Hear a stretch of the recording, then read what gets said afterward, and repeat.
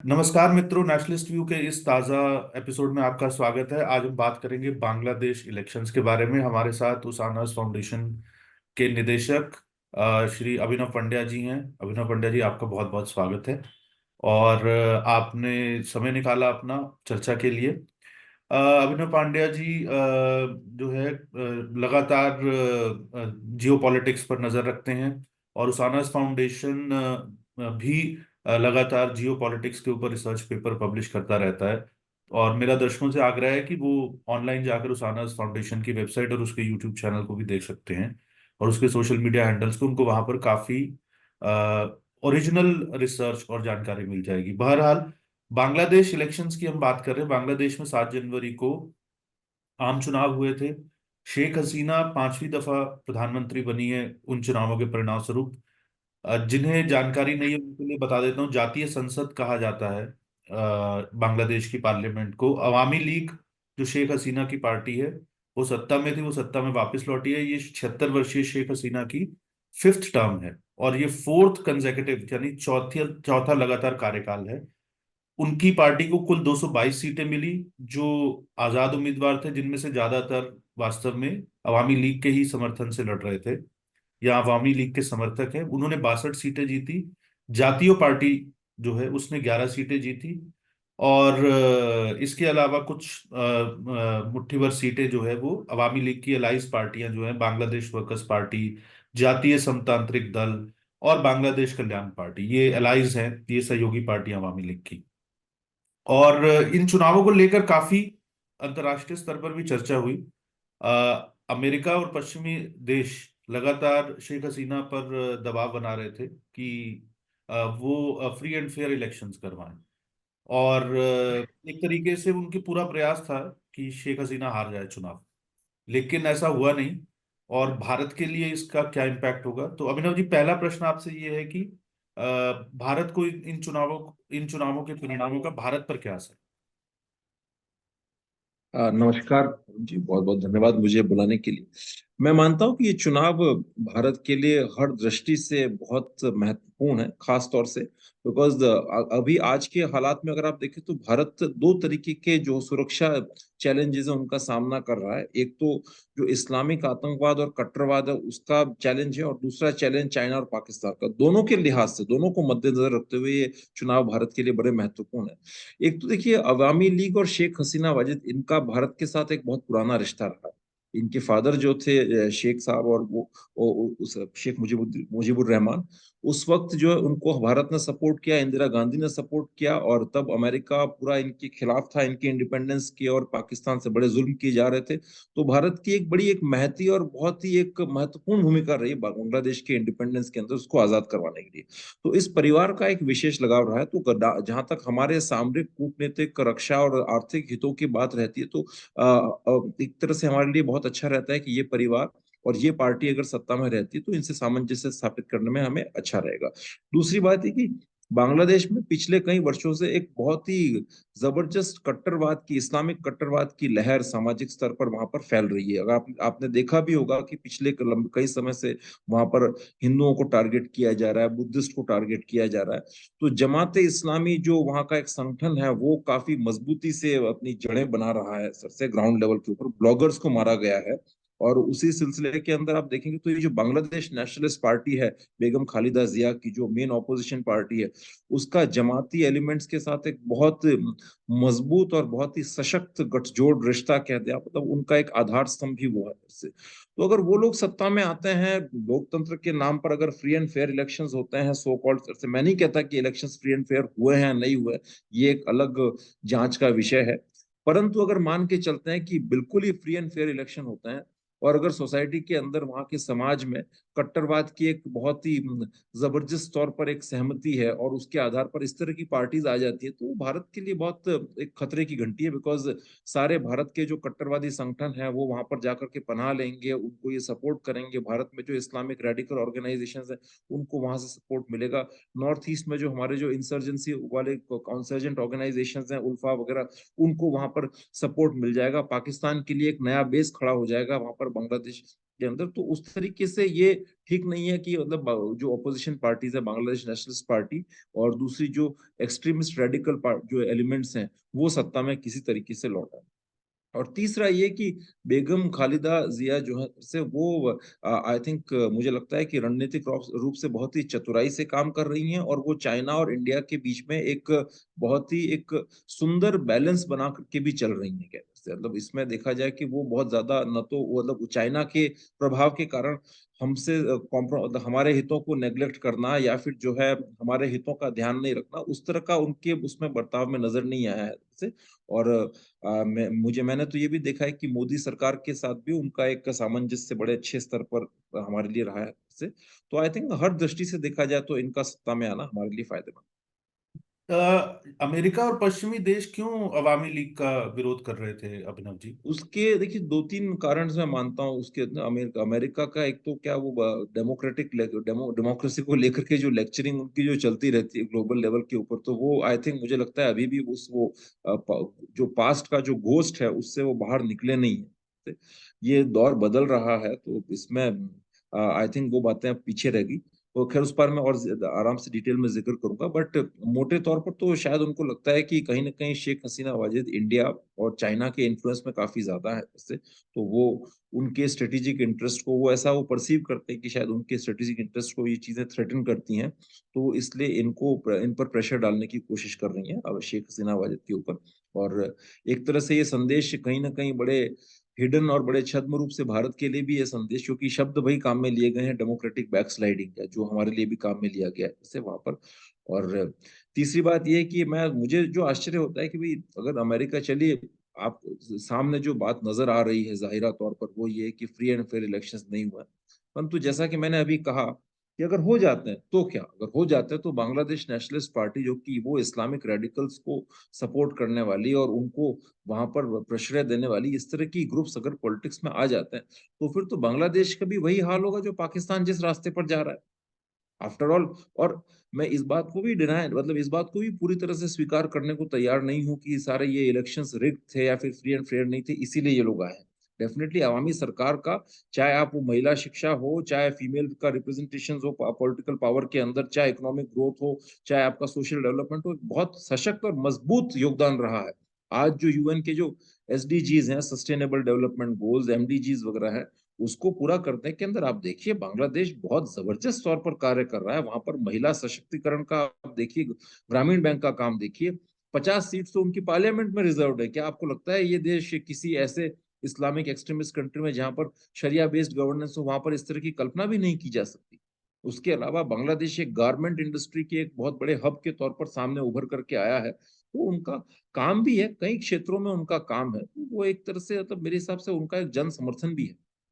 तो अमेरिकन का तो इतना सा इंटरेस्ट मैं मानता हूँ कि शायद वो कहीं ना कहीं इसके माध्यम से अपना इस एरिया के अंदर एक जो कहते हैं ना दखलंदाजी जो है, उस तरह से उनका जो हस्तक्षेप है वो बढ़ाना चाहते हैं, अपना स्ट्रेंथ बढ़ाना चाहते हैं। और चाइना, उनको लगता है कि शायद चाइना और इंडिया का इन्फ्लुएंस ज्यादा बढ़ता जा रहा है, तो उसको भी काउंटर करने के लिए, चेकमेट करने के लिए, और एक बड़े एक कहते हैं ना छद्म रूप से भारत के लिए भी इसमें एक संदेश है, कोई फटकार हमें भी लगाई जा रही है। ये आपको थोड़ा सा मतलब जो मैंने जितना पढ़ा उससे मुझे ये अंदाजा हुआ, जो मैंने ट्रैक किया है कि अ, अमेरिका सरप्राइजिंगली और वेस्ट भी जो है वो अवामी लीग के बजाय बांग्लादेश नेशनलिस्ट पार्टी जो है बीएनपी, हम्म हम्म उसको जो है सपोर्ट कर रहा था, जबकि उसका जमाते इस्लामी के साथ टाई अप एक तरीके से है, और जमाते इस्लामी को भी एक तरीके से प्रेशर हम्म। था कि उसे एक पॉलिटिकल पार्टी के तौर पे दोबारा, क्योंकि उसे डी रिकॉग्नाइज कर यस दिया गया था, वो एक यस। पॉलिटिकल पार्टी के तौर पे हम्म। रिकॉग्नाइज किया जाए। तो ये रेडिकल यस। जो एलिमेंट्स हैं, ये सरप्राइजिंग नहीं है कि अमेरिका खुद जो है वो इस्लामिक टेररिज्म को जो है वो पूरा वेस्ट भुगत नहीं रहा है, नहीं, और मेरे उसके हिसाब से देखिए, बावजूद मेरे हिसाब आप से बिल्कुल, रेडिकल इस्लामिस्ट्स को सपोर्ट कर रहे हैं वहां पे। मैं आपको मेरे हिसाब से बिल्कुल सरप्राइजिंग नहीं है। मैं आपको तो आप थोड़ा इतिहास उठा करके देख लें, जब 1971 में बांग्लादेश वॉर चल रहा था, तो अमेरिका पाकिस्तान के साथ में खड़ा था। जो वहां पर जमात एलिमेंट्स जो थे और जो कट्टरवादी इस्लामिक एलिमेंट्स थे, पाकिस्तान आर्मी जो जुल्म वहां पर कर रही थी, अमेरिकन का पूरा उनको सपोर्ट था। आप देखें इसमें जो है ना, जब हेनरी किसिंजर इंडिया में आए थे या जब इंदिरा जी वहां पर गई थी, किस तरीके से उनके साथ लिटरली उनको थ्रेटन किया गया था कि भाई आप नहीं करेंगे तो हम अपने ये फ्लीट भेज देंगे, वो कर देंगे। तो शुरू से एक सपोर्ट रहा है। फिर कई सारे जो वॉर क्रिमिनल्स थे बांग्लादेश के, वो अभी तक वो अमेरिका में बैठे हुए हैं, कई सारे वॉर क्रिमिनल्स जिनके बारे में I think middle east forum ने कई आर्टिकल्स भी लिखे हैं, मेमोरी वालों ने भी कहीं उसके बारे में कुछ लिखा है। तो वॉर क्रिमिनल्स वहां पर शेल्टर्स लेकर के बैठे हुए हैं। और इन जनरल भी अगर आप देखें तो ग्लोबल जिहादिस्ट एक्टर्स को अमेरिका ने कई जगह सपोर्ट किया। आप तब पाकिस्तान के अंदर देखना था, वो उस वक्त जो है रशियंस को काउंटर करने के लिए तालिबान जैसे और ये सारे मुजाहिदीन वगैरह, ये किसने खड़े किया? अमेरिकन ने खड़े किए सारे के सारे, इस तरह के जो एक्सट्रीमिस्ट एक्टर्स हैं। तो पूरा आपका जो देवबंदी जो टेररिस्ट नेटवर्क है आज की तारीख में, जिसको हम हरकत नेटवर्क कहते हैं, पूरा ग्रुप, वो एक जमाने के अंदर अमेरिकन फंडिंग से सारा चल रहा। तो इसलिए अब मैं बहुत ज्यादा सरप्राइज नहीं हूँ, लेकिन हाँ बस मुझे ये जरूर आश्चर्य होता है कि वहां पर जो नीति निर्माता बैठे हैं, जो विदेश नीति के इतने प्रकांड विद्वान और विशेषज्ञ बैठे हैं, क्या उनको इतनी सी बात समझ में नहीं आती है कि ये जो इस्लामिक कट्टरवाद का जो एक तरह से कैसा ना भस्मासुर का रूप धारण कर चुका है, और वो उन्हीं की समाज को, उन्हीं की सोसाइटी को और कंट्री को नष्ट करने जा रहा है। आप यूरोप में हालात देखें, वहां हालात देखें, तो आई थिंक इनको ये समझ की साहब बांग्लादेश हमारे कंट्री से बहुत दूर है और वहां पर इस तरह की कोई प्रॉब्लम होती तो हमें उससे कोई फर्क नहीं पड़ता। सो आई थिंक ये अंडरस्टैंडिंग वही वही पुरानी जो इनकी जो गलत नीतियां चली आ रही थी, उसी का एक रेमिनेंट कह दीजिए आप, और उसी विचारधारा का एक अवशिष्ट मान के चलिए, क्योंकि शायद अब उसके दिन लग चुके हैं और उसका कोई वो निरर्थक मानी जाएगी सारी चीजें। एक और प्रश्न ये उठता है कि जो बांग्लादेश में अब गोइंग अहेड, क्या हम बिल्कुल क्योंकि ऐसा नहीं है, मुझे लगता है कि बीएनपी में भी एक सेक्शन तो इस्लामिक कट्टरवाद को सपोर्ट करने वाला है ही। बीएनपी वहां पे सभी पार्टियों में जो है, जैसे आपने कहा कि समाज में जो है इस्लामिक कट्टरवाद यस। जो है वो घुस गया है। हम्म। तो कई बार हम्म। भारतीयों की एक ही आदत होती है कि आंख बंद करके हम, खासकर जब किसी की प्रशंसा करने लगते हैं या किसी के सपोर्ट में खड़े हो जाते हैं, तो हम्म। जो है वो बाकी के जो एलिमेंट्स हैं उनको जो है वो इग्नोर कर देते हैं। तो बीएनपी हम्म। गोइंग अहेड, आपको ये ठीक है कि उन्होंने अभी थोड़ा कंट्रोल में रखा हुआ है वहां पर ऐसा, हम्म। हम्म। मतलब do we need to be cautious about BNP also जो है गोइंग अहेड? बिल्कुल बिल्कुल, हमें I think we certainly need to be extremely cautious about BNP and even Awami League Awami also, League, because हाँ, आप मतलब मैं देखिए। ये कह रहा हूँ, सॉरी, हाँ। बीएनपी, हाँ। मेरा यस। प्रश्न ये था देखिए। कि अवामी हाँ। लीग जो अब रूल कर रही है, यस। तो यस। बीएनपी तो पूरी तरह से जो है वो इस्लामिक कट्टरवाद के एजेंडा में, बट अवामी लीग जो कर रही है, क्या हमें अवामी लीग से भी जो है वो कॉशियस रहने की देखिए जरूरत है, मैं क्योंकि एक वहां तो हर पार्टी के मैं अंदर एक बात कहूंगा। कट्टरवादी है। यस। मैं एक बात कहूँ कि आप देखिए कुल वोटिंग 40% हुई है ना। तो एक तरह से देखा जाए तो मतलब वोटिंग 40% तो माइनॉरिटी सरकार, ठीक है। लेकिन देखिए बात ये कि जब सोसाइटी में, पूरे समाज में एक व्यापक स्तर पर इस्लामिक कट्टरवाद को अगर स्वीकार किया जा रहा है, उसको स्वीकार्यता मिल रही है, उसको बड़े सम्मानित रूप से उसको एक्सेप्ट किया जा रहा है, तो फिर कहीं ना कहीं ये जो परिवर्तन है ये सामाजिक स्तर पर हो रहा है ना। तो अब ये अल्टीमेटली होता क्या है कि पॉलिटिक्स जो है इससे अछूती नहीं रहती। पॉलिटिक्स के अंदर इनका कहीं ना कहीं प्रतिबिंब नजर आएगा ही आएगा आपको भविष्य में, अगर आप देखेंगे तो। अगर सपोज ऐसा समाज जहां पर एक बहुत बड़ा तबका रेडिकल इस्लाम को सपोर्ट करता है, अगर आपको उनका वोट चाहिए, तो फिर आप बहुत दिनों तक अपना सेक्युलर फसाड जो है मेंटेन नहीं कर सकते। तो अभी तो ठीक है, चलिए कंट्रोल करके या जैसे तैसे करके कुछ सारे जो है तिकड़म भिड़ा करके कुछ ऐसा प्रयोजन किया गया कि ठीक है ये लोग आ गए। परंतु फ्यूचर में कल को सपोज ये शायद उस तरह से शक्तिशाली नहीं रहते हैं और वोटिंग परसेंटेज बढ़े, बीएनपी बॉयकॉट बॉयकॉट ना करे, तो फिर ये भी एक पॉलिटिकल पार्टी है, इनको जनता की विम्स को केटर करने के लिए फिर जो है इन्हें भी वही भाषा बोलनी पड़ेगी जो भाषा जो जनता सुनना चाहती। एक आखिरी आज प्रश्न। जैसे सिंपल सी बात है, आज अगर आप भारत में देखें तो आज पूरा भारत जय श्री राम कर रहा है क्या? अब कोई आ करके अगर वो पुरानी वाली राजनीति अगर करे कि सब वो पहले जमाने की, सब नहीं, सब राम हिस्टोरिक फिगर नहीं थे, ये नहीं थे, तो ये जुबान तो आज कांग्रेस भी बोलना अफोर्ड नहीं कर सकती। विपक्ष के नेता भी सुंदरकांड में जा रहे हैं। और सुंदरकांड पे जा रहे हो। तो हाँ, जब नैरेटिव बदलता है, जो कहते हैं ना, एक वो बड़े एक ग्रैंड स्केल पर बदलता है, फिर वो आपकी जो ना ब्रॉड स्पेक्ट्रम डिफाइन होता है कि आप उस उन लाइंस को क्रॉस नहीं कर सकते। बांग्लादेश में हम क्या देख रहे हैं कि जो इस्लामिक कट्टरवाद है वो एक ब्रॉड स्पेक्ट्रम जो है एक क्रिएट हो रहा यस, है, जो है, यस। और समाज के हर तबके में जो है उसका पेनिट्रेशन हो रहा है। एक चीज, एक आखिरी सवाल ये मैं पूछना चाहता हूँ विनोद जी आपसे, कि भारत का पड़ोसी है बांग्लादेश, और वहां पर अगर रेडिकलाइजेशन बढ़ रहा है तो उसका बड़ा स्वाभाविक इम्पैक्ट आपने कहा भी कि नॉर्थ ईस्ट से लेकर, और दूसरा वहां पर हिंदू पॉपुलेशन भी लगातार कम हो रही है, हिंदुओं पर काफी अत्याचार भी हो रहे हैं। लेकिन तो नगण्य भारत सी तो, बच्ची है अब तो। जी, भारत के सामरिक और कूटनीतिक दृष्टि से हमारे लिए ये बेहतर होगा कि वहां डी रेडिकलाइजेशन हो। तो क्या भारत इसके अंदर, दो दो प्रश्न के दो हिस्से हैं। पहला, क्या बांग्लादेश की अवामी लीग सरकार ने अपनी पिछली टर्म्स में या अब भी इस टर्म में डी रेडिकलाइजेशन को लेकर कोई गंभीरता से काम किया है, या गंभीर है, या उसका इम्पैक्ट हो रहा है, कुछ डी रेडिकलाइजेशन को लेकर प्रयास हो रहे हैं? और अगर, और भारत इस दिशा में कैसे डी रेडिकलाइजेशन के लिए बांग्लादेश में, मैं इंटरवीन तो नहीं कहूंगा, बट एक क्या कुछ कर सकता है? क्या हम कुछ ऐसा करने की स्थिति में है जिससे कि बांग्लादेश में डी रेडिकलाइजेशन में मदद मिले? देखिए, ये डी रेडिकलाइजेशन एक बहुत ही बड़ा मुद्दा है और बहुत कंट्रोवर्शियल इशू भी है। क्योंकि मैंने ये टेररिज्म के सब्जेक्ट के ऊपर काफी लंबे अरसे से काम किया है, तो जहां जहां डी रेडिकलाइजेशन प्रोग्राम्स हुए हुए, मैं एक्चुअली, मुझे ये बात इंप्रेस नहीं करती है, बिकॉज मैंने 99% डी रेडिकलाइजेशन प्रोग्राम्स को फेल होते ही देखा है। क्या ये डी रेडिकलाइजेशन प्रोग्राम्स जब भी कहीं स्टार्ट किए जाते हैं तो उन पर एक तो ठप्पा लग जाता है कि ये कोई एजेंसी करवा रही है ना। और दूसरा जो है, जो एक मोटा तबका जो होता है, क्या तो वो उनमें जो मतलब मेजोरिटी जो होती है, खासतौर से जब हम इस्लामिक एक्सट्रीमिज्म की बात करते हैं, तो इन चीजों का कोई औचित्य ही नहीं रहता। आज आप भारत में ही देखना है, कितना भी जो है पीएम ने कह दिया, सूफी कॉन्फ्रेंस में अटेंड किए, सूफीज्म को प्रमोट किया, सब कुछ किया, जैसे उसका क्या कुछ इम्पैक्ट पड़ा क्या? कश्मीर के अंदर आप देखने का, जैसे इतना हम डी रेडिकलाइजेशन की बात करते हैं, ठीक है, एक छोटा मोटा तबका आपके साथ में आ जाता है, बट मेजोरिटी जो है, जैसे मतलब मैं आपको एक एग्जांपल देता हूँ। देखिए, पहले सऊदी अरब जो है, वो कश्मीर के अंदर वहां से काफी फंडिंग होती थी मदरसों वगैरह की। अब मोदी सरकार के आने के बाद सऊदी अरब के भारत के साथ रिश्ते और हालात बहुत मजबूत हो गए हैं, अच्छे हो गए हैं, और सऊदी अरब ने भी स्टैंड बदला है अपना, टेररिज्म को लेकर के, इस्लामिक कट्टरवाद को लेकर के।